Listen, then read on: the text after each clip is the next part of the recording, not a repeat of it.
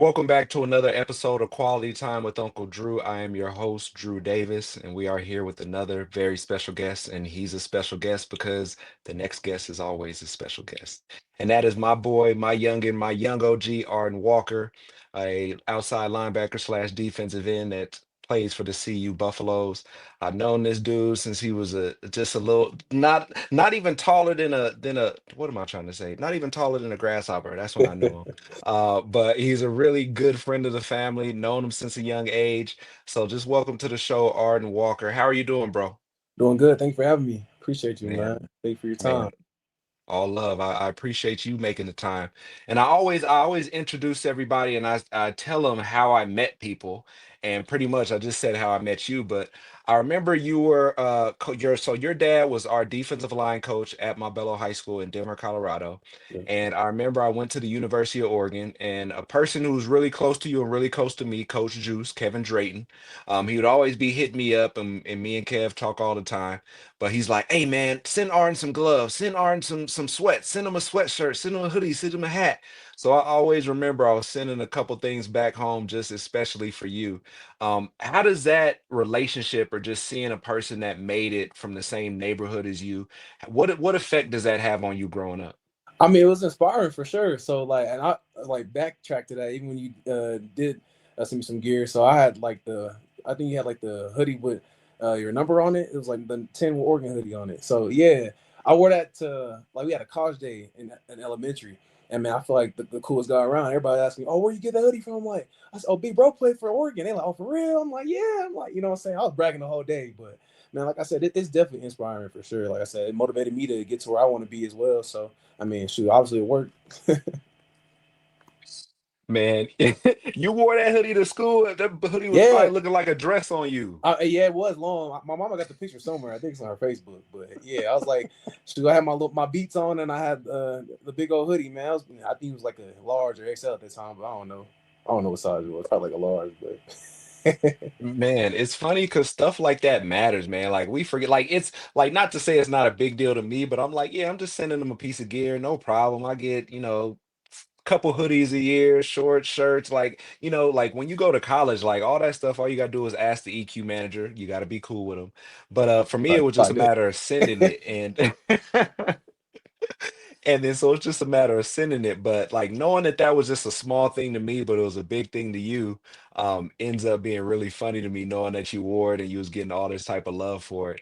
But as we get into it, man, we talk about you being one of the best players out of Denver, Colorado, a standout, a three-star that went to Cherry Creek. You played for the legendary coach, Dave Logan. You guys, during your senior year, you guys win back-to-back championships. You're an all-American player. It's time to choose and figure out which college you're going to go to. You choose Mizzou. What colleges were you choosing from, and what ended up being the kind of reason you went to Mizzou? Yeah, so at that time, it was kind of around COVID and stuff like that. So I didn't have the opportunity to take like official visits and things like that. But I ended up choosing Mizzou out of Texas, UCLA, and Colorado. And I mean, I say the majority, like the reason I decided to go there was the fact that the relationship I built with some of the players that was there. And so during my like recruiting period, I was talking to some of the guys that was like already committed or they was like about to commit, and we ended up building a bond. And actually, like some of my good friends, that's like one of my closest friends. He's in the NFL now. He plays for the Lions. He was in the same class, and we ended up being roommates and stuff. His name is Makai Wingo.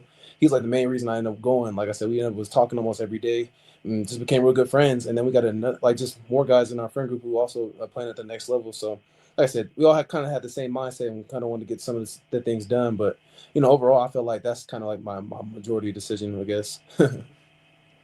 Nah, no problem. And then backtracking to that, man. So you're at Mizzou, but backtracking a little bit because I don't Yeah. want to just skip out on Dave Logan. So you play for legendary coach in Colorado, a good player for the Broncos, radio broadcaster for them. What was it like playing for Coach Logan? I enjoyed playing for Coach Logan. So I mean, when we got to high school, he kind of just encouraged me to be a leader, especially at a young age. So I actually played as a freshman on varsity. So I kind of had to step up and figure out my position. I played fullback. I played tight end. That's kind of where I started out. Of course, I ended up playing defense at some point, but just to get my feet wet, like he gave me opportunity just to go out there and showcase what I could do. And then overall, like he let me just take over the team and like make it a player led team, which is something they emphasized in college anyway. Which I felt like that's how we ended up being successful because guys knew that we just wanted to win, and I think everybody just came together to figure out like that's the end goal. So Yeah, shout out to Dave Logan, man. When I was in high school, Coach Logan was over at Mullen. They're beating Mullen. up on us. Had a lot of great players there. I think they might have won a state championship or two or three when he was at Mullen. I'm not sure how many he has now, but definitely a Colorado legend. Definitely somebody who's well known in Colorado circles and football circles for his football knowledge and his acumen. Seeing him on First Bank commercials left and right, Yeah. he's definitely done good in life. So you go to Mizzou. First year, you end up playing 4 games of redshirting. Second year, you still play a little bit. What After that experience and not really playing and kind of seeing what was in front of you or other players around you, what brought into your mind the reason to transfer? I feel like I mean, I'm happy that I went to Mizzou. I feel like I needed the experience, especially playing in the Southeastern Conference, which arguably is the best conference in America. But I felt like just I needed a fresh start. I kind of didn't know what I was wanting to do in my career and figure out like my plans in terms of like where I really want to take this thing. And so I kind of just wanted to wipe my slate clean and figure out what's next and like what's best for me. So and I think just taking a chance on myself is what I could say, and that's ended what I'm doing. And I said now I'm back at home. So I would definitely say you bet on yourself and won. yeah. So in the transfer process, how important was NIL to you when you were thinking about going to another school? Because I know that's something a lot of student athletes now they're thinking about. You see some that are, I'm not gonna say they're going somewhere just for the money, but one of the first questions they ask is, "Yo, how much can you give me?" How much was did that play into the process with you? See, I mean, for me at the time, no. I mean, NIL was kind of getting popular around this time. Really when I first got into college, but like when I transferred, I didn't really look for that. Like I said, I was looking to play. Like I said, I have a love for the game overall, and like the biggest thing is like I want to feed my family by doing what I'm supposed to do, and that's playing football, putting the stats up, and all that. And I mean, of course, like knowing what I know now, like yeah, it's a business in terms of just college football is changing and stuff like that. So like the forefront of college football is definitely changing, and I think that's why the money side with NIL and all that plays a big factor with the transfer portal. But I mean, for me at the time, like no, and just to say, like, even if it was a thing, that still wouldn't be a thing for me anyway, because like I said, I love football. So I was looking just to improve my skills and continue to keep developing because like I said I want to get. You said the key thing you wanted to develop, you want to go somewhere where you can play. And I know how that kind of serves a purpose when you've been on the bench or you know what it's like to not be on the field. And you like, at this point, I just want to get out there and showcase my abilities and show what I Exactly. can do. And it's like You I played. Oh my bad. I'm gonna No, say go like, ahead. You're good. Go oh ahead. no, I played at Mizzou, but it was just like I felt like I wanted more. I was hungry. I was so hungry, just keep like to get more reps and everything like that. And I mean, of course, based on how some things were, especially what happened like COVID seniors, and then like just waiting my turn. Of course, like I mean, I ain't gonna lie, I got impatient, and that's just how it was. But I also know like the time frame for this football stuff is small. So Mhm. like even if you get to the league, like you got a small window to make a boatload of money. But you know, you never know what your situation is. So I feel like man, I couldn't wait some more moments. I guess. Yeah, Yeah. 100%. So you're a Denver boy, you're a Colorado dude, born Yes, and sir. bred. What does it mean for you to go back to go to Boulder and to be able to represent Denver as a city? I mean, I take pride in it for sure. So, out of a lot of guys on the team, I'm like one of the only kids from I guess you could say inner city. Uh, I mean, Montbello and Green Valley Ranch area, that's where I'm from. Most of the young kids call it the five nowadays or whatever. But I definitely take pride in what I do. So, I mean, I'm like one of the minute few on the team, pretty much the only one, and that's like also I'm a legacy buff as well. So, like I said, it's so much that's on the line for me every time I step between the green lines and green and white lines, I guess. Mm. So now, like you said, you're a legacy kid Yeah. back in Boulder playing for the Buffaloes. Your only child, you're back home. Talk to me about the relationship that you have with your parents because I know them. They travel to every, well, when you were at Missouri, they're pretty much traveling to every game. They Yeah. pretty much are at every game now that you're at CU. They're up there for some practices here and there, spring game, I guess you could say.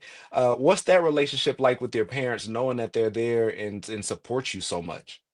I feel like I made it easier on my parents, especially just for like also my grandma lives with us because she has multiple sclerosis. So like I felt like it just worked out. Like God had a plan for me, and then to make it easier on my parents. But I'm pretty close to my parents, of course. So and then including Coach Drayton, or I mean I call him Juice. He's my godfather as well. So I mean like. He almost at the house every day too, so it's like I mean I got basically two dads and a mom, which it makes it great. I just have fun and I come home and help out when I can and things like that. So, I appreciate it a lot more. I feel like I'm just back to being close. I mean, I was always close, but like just I feel like the small things definitely something I didn't realize, especially growing up now and like maturing. So, I appreciate it for sure. Yeah, so Coach Drake, we call him Juice because that's his name. Um, Yeah, my so if God, you man. hear, so if you hear us call his name or using it, we use it interchangeably. And so one of the things people worry about when they live too close to home or when they go back to somewhere that they're from is the amount of time they will spend at home or or going home, I should say. How often would you say you're back at home? I know you just talked about a couple things. Hey, I go home like during the off season and then the weekends. I go home every weekend, pretty much. So I go home and go eat because I said my mama gonna make me something, make some tacos or whatever I want to make. My dad gonna put some steak on the grill. So yeah, I take advantage of eating for sure. Like if anything, I'm gonna go my back at home. That's why I really go home, and then I just go home and lay up for real, just to chill and relax. Also get away from from school for a little bit because I mean I definitely feel like I put my hours in during the week with academics and of course like my sports commitments, of course. But I feel like just going back home, it's like a break. Get away from reality for a little bit and just hang out with my parents and talk to them or go do stuff with them or go hang out with my mom a little bit. We go shopping or just catch up on the things that happened during the week. So it'd be fun, a little debriefs and stuff like that. I love it. You hear some people they don't go back home at all, or they just go back home and it's time to wash some clothes or something. But you said a big thing. You're like, nah, my mama be cooking. I'm at home. My dad's putting food on the grill. Like, nah, we going back to the house. Ain't nothing like Right. some home cooking. Yeah, I feel like in return, I gotta do some chores I did back in like high school or middle school or whatever. But I mean, that's fair. Like I said, I'm cool with it. But yeah, I mean, I just enjoy coming to see my parents and just really enjoying quality family time because I feel like as busy as I really am and what I'm about to be real soon. I mean, coming back home or depending on where I'm playing at professionally, like I don't know where I'm gonna be at. So I enjoy it right now. No, that's all love. Enjoy it as much as you can, man. The older you get, the more you appreciate that family time, those rides in the cars, out shopping, whether it's you're shopping with mom, whether you're just helping her with bags, whether you're just being there being security, making sure she's all right and good, Real. even though your mama can take care of herself. You But just those things, you always gonna be their baby, you always gonna be their son. Like that's never gonna change. But I love to hear that you still going home a lot and just being around them and just soaking up that football knowledge that your dad has. that too. Like we said. Your Yeah, I dad even played mentioned that it. though. Like I said, of course, my dad was a coach. He coached me all through my years, all the way so high school, of course. And then my mom was in education, still is. So I mean, I said, pretty much I'm on it regardless if I go home or I'm up here. So wherever Yeah. I'm at. So since you hit on that, let's touch on that. So your dad's always coached you in your life. Your dad was a Mhm. defensive lineman at CU during the time they was popping. What has it been like him being your coach for the majority of your life and being able to teach you all the stuff that he knows since you guys pretty much play a similar position? Yeah, I mean, of course, people would be like preaching about nepotism and all that stuff, but I definitely didn't see that. Like, I feel like my dad was always the hardest on me because, like, from a leadership standpoint, he made sure like I was on it so I could bring everybody else around me along. You know what I'm saying? So, just like when I was in practice, sometimes I remember like I'm in middle school or high school, I'm frustrated because he getting on me compared to everybody else, or like if I'm doing a technique wrong, he definitely gonna call it out, or he watching me the hardest because I'm like, man, come on, dad, like relax. I mean, and he coached me not only in football, but basketball, baseball, soccer when I was playing at some point. But so, I mean, I feel like just the effort side and the willingness to work and work ethic, I feel like he instilled that into me. And I feel like I'm pretty successful right now and I'm going to keep going and keep it steady, I guess. If I know anything about Coach A Dub, he gonna be on you. He gonna Yeah, talk some stuff. He gonna have that some too. jokes to clown you. Right.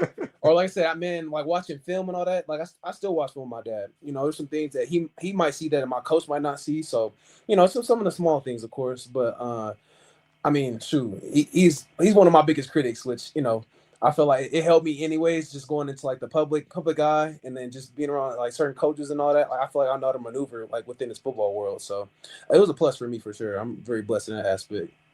Yeah, man, it's a blessing to grow up and have your dad be able to be your coach, Real especially when he knows what he's talking about, and especially when he knows all the right buttons to push to get you to perform or to get you to get mad to the man, point you can perform. man. One of those two things.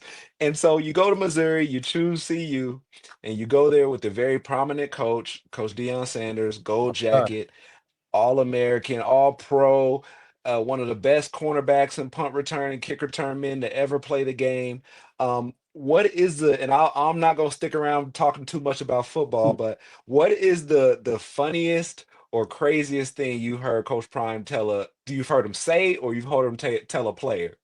I be laughing because like uh sometimes during like pregame or like halftime and stuff, or if like our special teams are struggling, he'd be like, special teams, you're not being special. I'd be like die laughing at that. It's just funny. Like I've never heard that before, but I'm like, I mean, I guess like you know what I'm saying. I guess it get people motivated, but you know, and what he'd be saying, I'd be cry laughing sometimes. Special teams, you not being special. And then staying with the so having a like I said, all those things I said about Coach Prime, all pro, gold jacket, he has some connections to some people. And you guys recently had very special guest, one of the best actors on the face of this planet, Denzel Washington, stop in and talk to you guys for a team meeting.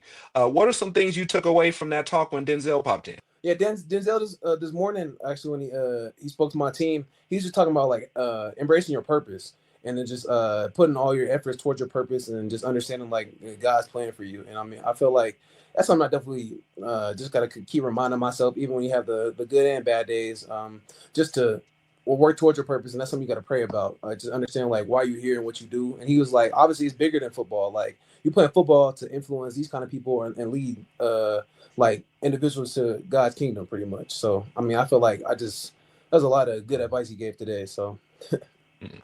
And I was gonna say that goes into with Denzel and you talking about faith and purpose and to God. yeah, You have a real close relationship with Athletes in Action, which is a Bible study group. Tell me a little bit about that. yeah. So I joined Athletes in Action when I was back in Mizzou. It was like a Bible study group that we had at Mizzou, and it's still going on actually. So Mr. Nathan Buxman, um, I ended up developing a relationship with him. I met him at my football facility at Mizzou. He came by and he stopped by. I was asking like he invited us to Bible study. A couple of me and a couple of my other teammates. From there, we kind of just built a relationship. I was meeting with him one on one, and then like he'll have like nights like Wednesday nights where he was encouraging student athletes to come and just learn about God. And I felt like during that time, especially like what I was going through just mentally and like just the mental and physical aspects of the football, I feel like that just kept me grounded for sure until I got out of there and like moved on to, literally to my purpose, you know. And obviously within my plan to come back home and all that, which I didn't know was going to happen, but I feel like it was a big part of just what kept me grounded the whole time. And then I actually got baptized right before I left too. So Man, that's I love to hear that. Man, so continue to have for the athletes, student athletes out there, for the people that are out there, continue to have a relationship with God. I'm a God-fearing man. I'm a religious man. I just got baptized last year in June, so it'll be coming up on a congratulations. year for me. Man, I Awesome. appreciate it. But there's a lot of stuff going on in the world, but the one person that's always going to be there to listen to you, to guide you is God, and he's going to lead you in the right direction. He's going to do some great things for you. He's a person that you thank and you talk to when things are going good, when things are going bad, when you don't know what direction things are going. If you don't, so my call to action is for those that are out there that are listening to this, that watch this. If you don't have a get a relationship with God, get some sort of relationship with God, get some sort of relationship and community with a church that you're going to Yeah, regularly, to build a church community and to build that kind of faith family that you can lean on and they can check on you. But outside of that, man, like for real, like I'm really serious about that. If you're a student athlete, look into FCA, go to those meetings on Thursday or Fridays. They were at that time when I was in school. But really stop there and have fellowship and really just see the other people who are built on faith that you're playing with, against, next to, that you probably didn't even know it. So that's you just made me think of a whole new thing right there. So I appreciate that, man. Just being vulnerable enough to even talk about that and saying that. yes, sir. And then just moving on. So outside of football, because I didn't want to stick with football too much. I know you get peppered with questions like that all the time. So what does Arden do to rest, to reset, for self-care? What are some things you do? Yeah, I feel like for me it's a feel thing. Like, I mean, I'll clean my room up. I mean, I always clean my room, but like if I really feel like I need to do a deep clean or something like that, that's something I do to get ready for the week. I most likely do like on a Saturday or Sunday to start my week off. But when I come home from like practice and all that, man, I'm getting I got like some recovery leg sleeves and all that, and then I'm watching YouTube or like I said, I'm just watching a podcast, watching some highlights or funny videos on YouTube. I love YouTube, so. Like I said, I'm definitely a relaxation guy. I mean, I watch that, some Netflix movies, Hulu, depending on what it is. Like I'll share screen my or what is screen share with my girlfriend. So depending on what we just hanging out, relaxing. I'm not really like a video games guy. I never really been like I always had the Wii and stuff like that. I mean, as the only child, like I had the console, so when people come over, they can play the game. But I don't know. I just really never got into it like that. So just I enjoy my time just napping and relaxing, honestly, because I mean we're so busy throughout the week. So I was gonna say for a college athlete, man, it's funny that people used to ask me what I do, and I'm like, man, I just sometimes I'm just sitting down, I put a record or two on, I'm just like you said, cleaning up. Like some people don't understand that cleaning up is really self-care. Like you're just taking time, you're getting your space in order, you're vacuuming, you might be changing the sheets, you might be doing laundry, but you're really just doing a reset for the week. needed. And that's yeah, I was gonna say it's needed, but you spend so much time as an athlete and give so much time in the building, going to and from class, study hall, just being around training table, watching film, whatever it might be, that Right. it's very important to take some time to yourself and make sure you give back to yourself. Exactly. Yeah. And I was like, especially I be needing to clean up because I got a million pairs of shoes. So, but So hold on, talk to us. How many you got? What you? Oh my gosh, you one of the shoe dudes. Uh-oh. yeah, not gonna lie. Yeah, I love me some Air Jordans, man. That's my You got a stuff. whole bunch of. That's what you spend your money on, huh? That's all I rock on the field too. Like, shoot, I'll be wearing the ones. I got some threes. Oh yeah, J brand, man. What's your favorite pair of cleats? Um, Probably right now, I've been wearing like the retro ones. I got the lows, so I've been practicing in those, and I played all last year in them. So I got actually bought another pair of the same ones. Just had to. I was like, man, I'm gonna just stay consistent with it because I feel like personally, like routine and just staying consistent with uh whatever routine you got, or just like some stuff that you've been wearing or whatever. I mean, I'm not saying I'm superstitious because I'm really not. I'll switch it up, but like as long as I'm consistently like on that same path, like I feel like that's what like keeps you successful because just it's habit, I guess. Yeah. And nah, shout out to you for even having money to be able to buy J's. Because back in my day, when I was in school, I ain't have no Jordan's money. So, I don't go crazy. Like I said, it'd be periodically for real. Like if that's something I like the last shoe I think I bought was I think like some threes. I don't remember, but yeah, uh that's bad to even say. Oh no, the five that just came out. see, Yeah. look, you don't even know. See, look, you forget what shoes you bought. See? So Hey. staying on the subject of self-care, I know you're a Lego guy. Oh yeah. Talk to me about that journey. Talk to me about when that started. How many replicas have you built? All that stuff. See, and that's the expensive habit because, like I said, I'll be waiting for stuff to go on sale because, man, they do them things do be racking up. But my girlfriend kind of got me into it. Like I was building Legos and stuff, but now I'm really back into it. I be feeling like that's also like just like a mind bender and just kind of just following instructions and putting stuff together, building pieces. But that's something I'll do like on my off time. I got cars. The biggest thing I built lately was a pyramid of Giza or Giza. I don't know if I say it right, but yeah, well, the pyramid of Egypt, basically. But It's like detachable and stuff. I got like all the pyramid maps and stuff on the inside of it. It's pretty cool actually. But like I said, no, it's just a little hobby I started to create, and I mean I'll do it with her too whenever I see her. But you know, What Lego or what piece is taking you the longest? How many hours have you spent trying to get one together? um, sometimes my ADHD flare up. So like, I wouldn't say ADHD, but uh, I'll mess up and I'll have to like take some stuff down because I'm not paying attention, or like I start listening to music, or I'll get on my phone to take a break. I'll start just putting stuff together as I'm like flipping the pages, and next thing I'm not paying attention. So 1 hour could turn to 1.5 or two, but I'll say around that. But I think the longest I spent overall was like 2 days. So Mm, yeah, like I okay. said, when I really get locked in, I'll be like, so and that's my like downtime to really get something done, I guess. And now, once you finish building them, do you leave them built or you break them back down and put them in a box? Oh no, I leave them. So my mom started making some space in one of the rooms in our house, so I can start putting stuff in there. Because I'm like, yeah, I'm starting to make all these Legos. I had nowhere to put them, but then I got some up here in my Boulder apartment as well. So, Okay, but okay. yeah, but those ones are a little bit smaller. They're just like some model cars and stuff. Like it's like a Ferrari, Lamborghini. So Mm. just some cool, simple stuff to do. Like I said, but I said I enjoy it because I feel like I enjoy just like doing the process to make sure like it's built and then like seeing the end result. It's pretty cool to me. Pretty Yeah, interesting. yeah. So you're into Legos, you're into fashion, you're Love into that. Jordans. Man, what brought you in, or what got you attracted to fashion? I don't know. I mean, I kind of feel like my dad.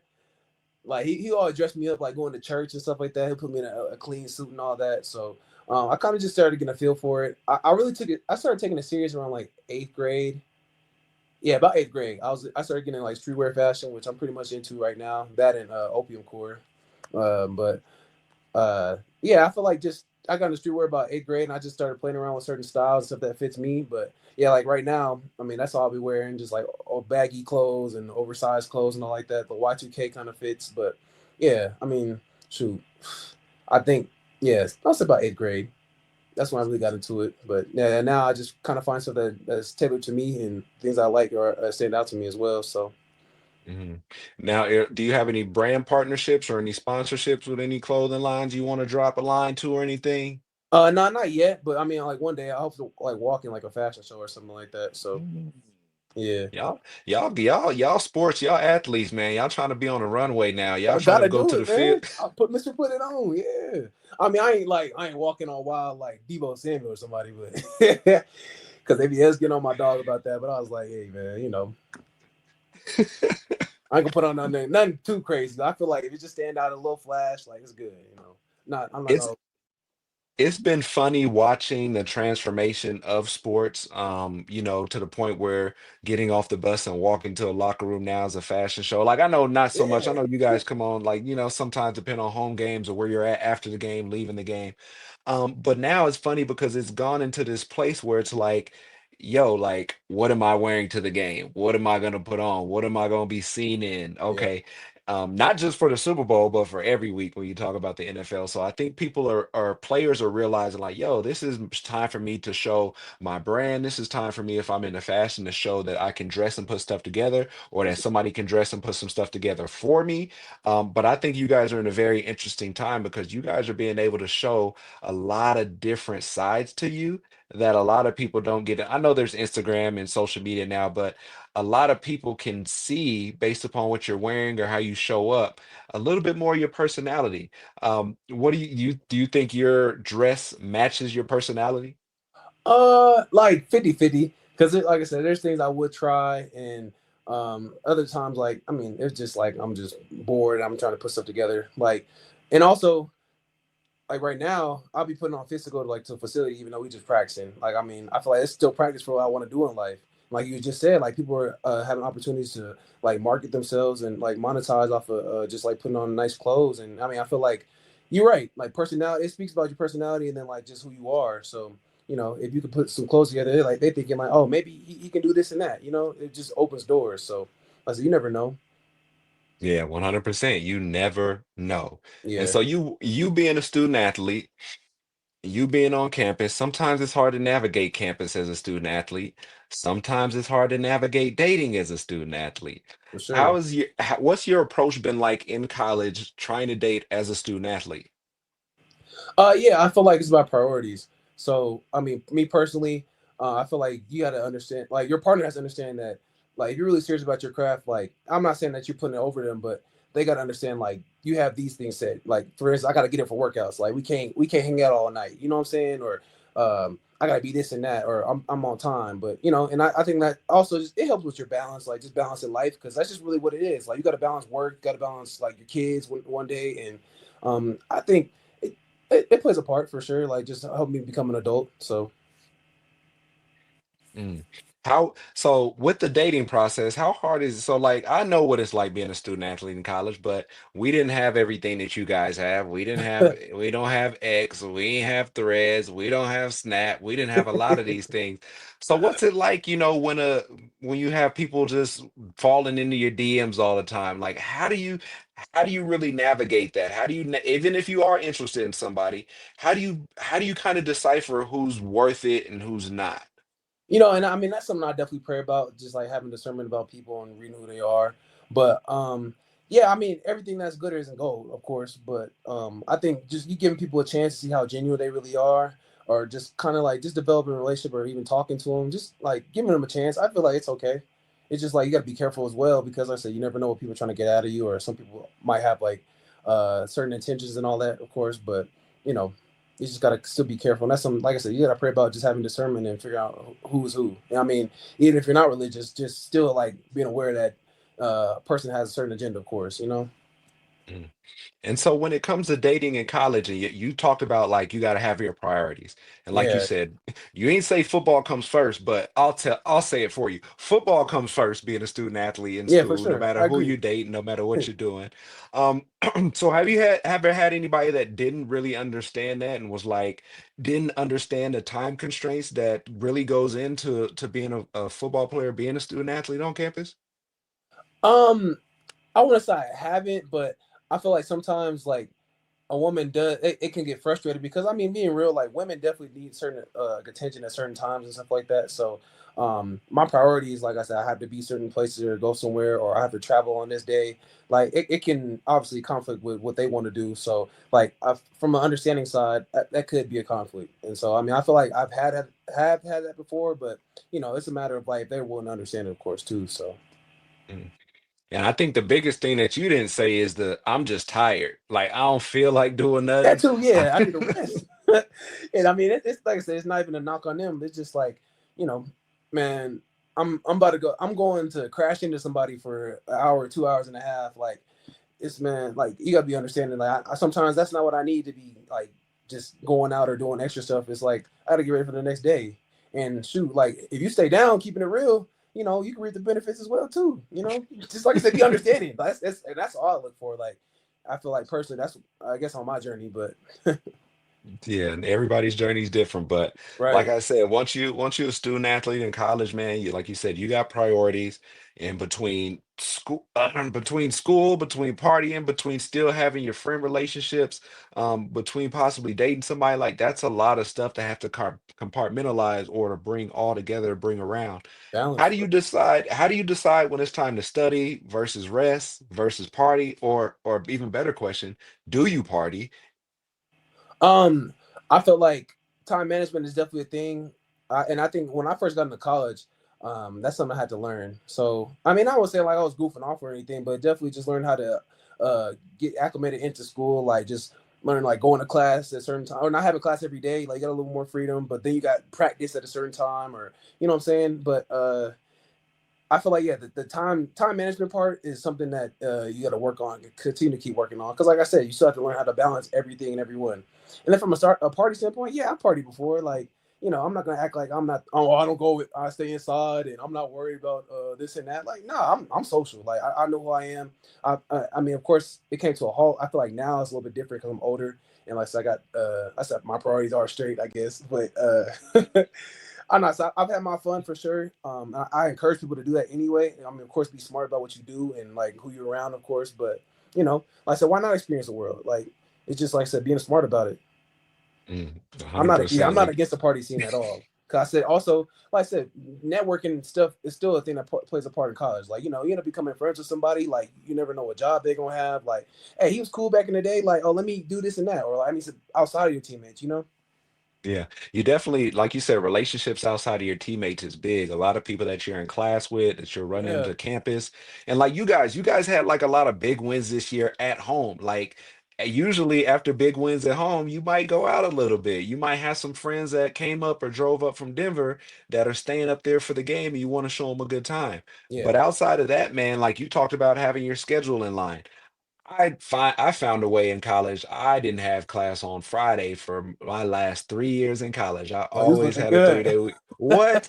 But Friday was my day to run errands though. So I would just run errands on Friday, haircut, take clothes to the cleaners, pick them up, clean my crib before we had our game on Saturday if it was during the season. But those are the things you learn, like when you're in college and you become an Yeah. OG and you kind of like, hold on, like I don't know about, do you guys practice in the morning or the afternoon? Yeah, we're a morning program, but I said I was practicing afternoon at Mizzou, so I said that was a change too when I first got back here and just kind of figuring that thing out too, you know. So I Yeah, went that's from that's a getting up whole at like, different beast. yeah, I was getting up at like 8 o'clock. I mean, if I had class with someone, we had like our meetings and stuff at like 11, 12 o'clock in the afternoon. So now I'm getting up at like 5 o'clock every day. So it's like it was an adjustment, but I mean now I'm rolling. And I mean if you think about it, it depends on of course what team you play for, but most NFL teams you get up in the morning anyway. So Yeah. I guess I'm Yeah. getting ready. I was gonna say they get up in the morning where it's a real job where your direct deposit hits on Wednesday morning, if I'm correct. You Wednesday, should yeah, check Tuesday it. or Wednesday, yeah, Usually check it every morning and know, is it there? All right, it's cool. I can go back to sleep. Used to check it every morning, like 2, 3 o'clock, log on my account. real. But but as we get to the end of this, I know you were at a very interesting point in your career this past after this season. You had to decide whether you was going to take a shot at the NFL and go ahead and do that, or if you was going to come back to school. You decided to come back for your fifth year of college. What played into your decision to do that?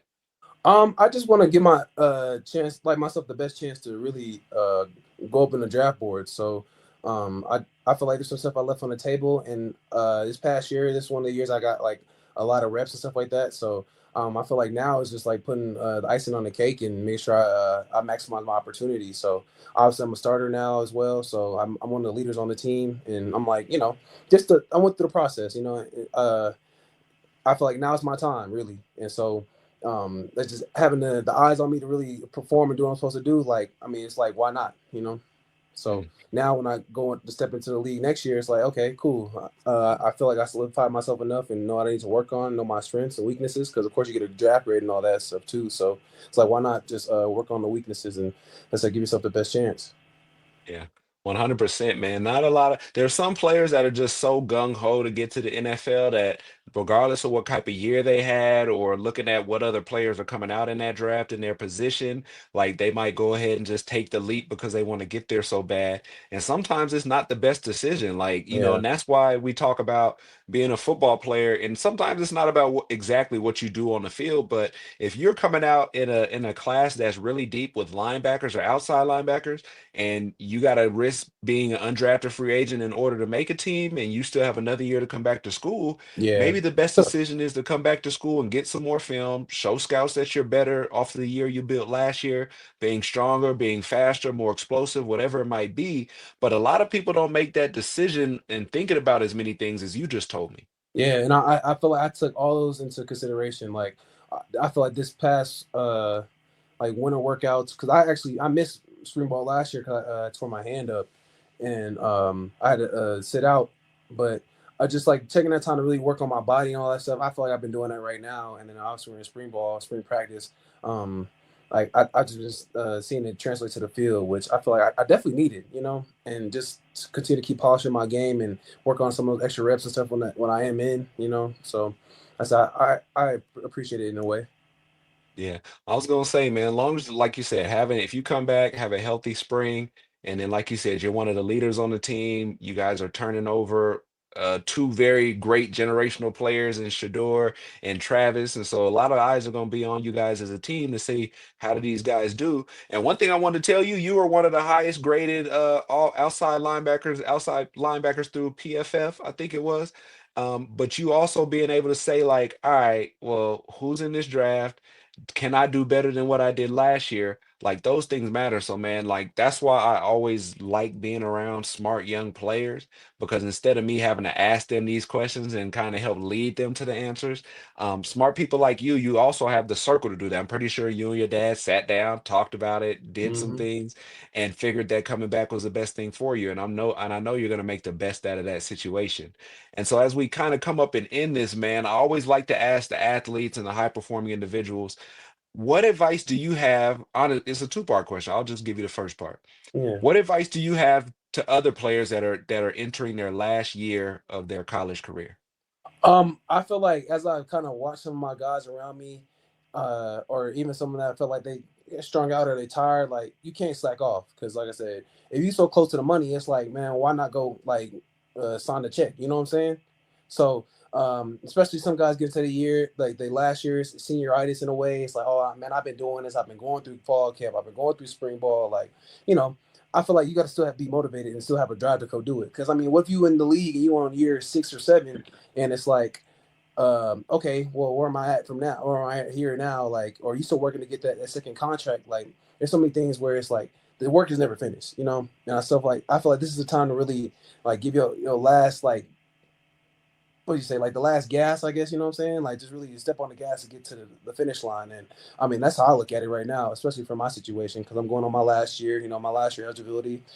I'm graduating in this fall. So, like I said, I'll make sure I just putting everything, all my ducks in a row to, like I said, go get this money, really.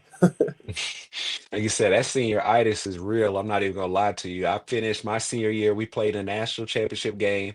It took Man. us like I think a week into the quarter of academics, and we lost the national championship by 3 to Auburn. We don't talk about that. But Man. I got back to Eugene, and I still had a couple classes I had to finish. I was done with all my regular classes for my major. I think I had one elective, and I was minoring in theater arts and I just didn't feel like going to class. Like I dropped my minor, I dropped that class that had me going to campus, and I had like one or two online classes I needed to finish. But that senioritis is real, and knowing that you're going into your fifth year of college football. I only did four, but there's people that once you get it in your mind, thinking about the NFL and thinking about what comes after this, or I can't wait to get after this year so I can be done. That's when something usually happens. I'm not gonna say people get hurt, but I mean, just enjoy that time of you finishing up school because you don't get that time back. You don't call the homies up and y'all do 7-on-7 drills at the park. There you can still run and hoop and do this stuff, but it's not the same as the organized environment that you grew up with or you had at your college. Even Yeah. though a lot of people are gonna be like, man, when I'm done with college and my coach, man, I ain't gonna miss this stuff. You'll miss it a little bit. No matter what Yeah. side you look at it from, you'll miss it a little bit. You won't like the tour days, or y'all don't even have tour days now. You won't miss the tour days, or you know what I mean, but like you'll miss the camaraderie of the locker room and what that's like to show up with people in the morning or leaving after games or coming in that locker room after a win. You're gonna miss those types of atmospheres because it's really, really hard to recreate. And the last question I have for you, man, what advice would you give other high school athletes that want to be a student athlete in college? Um, I say like, what are you doing to separate yourself? To be honest, I feel like especially where I live or like where we're from, Colorado is not like a heavily recruited state, so I feel like I had to stand out in certain aspects of my game, like from certain techniques and all that stuff like that. But like I said, what are you doing that separate you from your competition? Really, like I said, are you taking the time to really like work on your game while you have opportunities to just have that freedom? Because that's obviously you go from high school to college is a little bit different, but you know what I'm saying, just to put in that extra work to really get to where you want to go. I think that's what helped me, to be honest. Mm. High school athletes put in that extra work. What are you doing to get better? Just because you're the best person on your team does not mean that you're gonna be able to go to school and be the man up there. You You, start it all over. starts it starts over at every level, and that's just the name of the game. Like there's some people, talent's gonna get you very, very far. Talent's gonna get you far, but hard work and dedication are going to get you even farther. Right. Because the best people I've gone up against aren't the people that are the most athletic. It's the people that'll outwork you in the weight room, in the Mhm. strength and conditioning, in the film room, like all that stuff. Have an insatiable appetite to get after things, to do things, to follow them, and pull your other teammates along with you. Like it's not good enough for you to just be good because you're only one person on a team. Keep pulling those people that are around you. Hey man, let's go live. Hey man, let's go get some extra film in. Hey, what y'all That doing this weekend? Your wide receiver, grab your quarterback and go throw. Do some drills on the bag. Like get your whole D line, whatever it might be. Because at the end of the day, the season reflects you guys and what you guys did and what you guys put in on it. for And so sure. Yeah. that's all I got to say about it, man. You got any closing remarks? Anything else you got to say?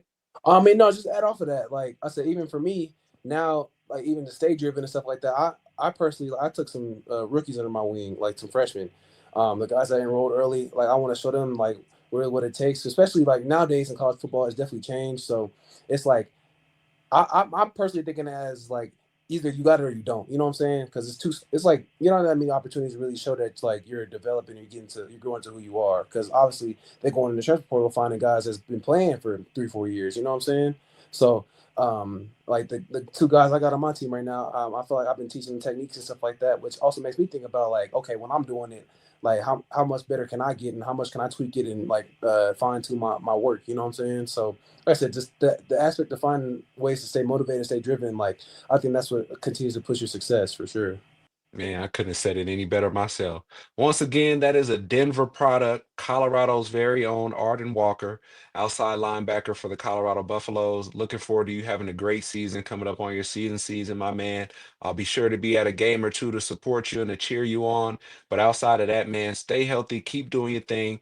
Thank you, everybody, for tuning in for another episode of Quality Time with Uncle Drew, and we will holler at you guys next time. Sir, appreciate you. Thank you for having me again, my guy. I love.